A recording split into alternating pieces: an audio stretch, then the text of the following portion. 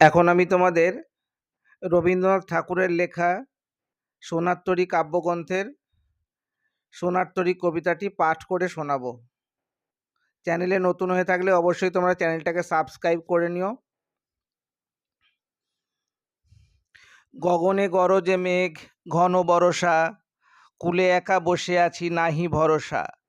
রাশি রাশি ভাড়া ভাড়া ধান কাটা হলো সারা, ভরা নদী ক্ষুরধারা খর পরশা।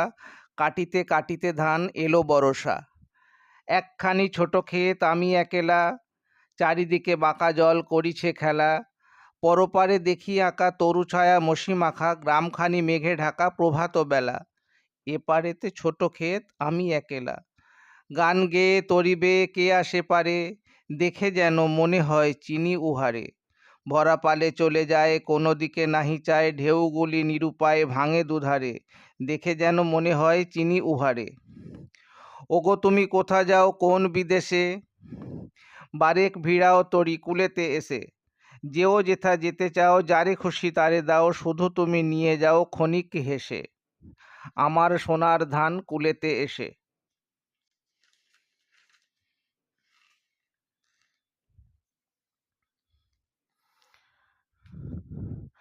যত চাও তত লও তরণী পরে, আর আছে আর নাই দিয়েছি ভরে। এতকাল নদীকূলে যাহা লয়ে ছিনু ভুলে, সকলই দিলাম তুলে থরে ভিতরে থরে বিথরে। এখন আমারে লহ করুণা করে। ঠাঁই নাই ছোট সে তরি, আমারই সোনার ধানে গিয়েছে ভরি। শ্রাবণ গগন ঘিরে ঘন মেঘ ঘুরে ফিরে, শূন্য নদীর তীরে রহিনু পড়ি। যাহা ছিল নিয়ে গেল সোনার তরি।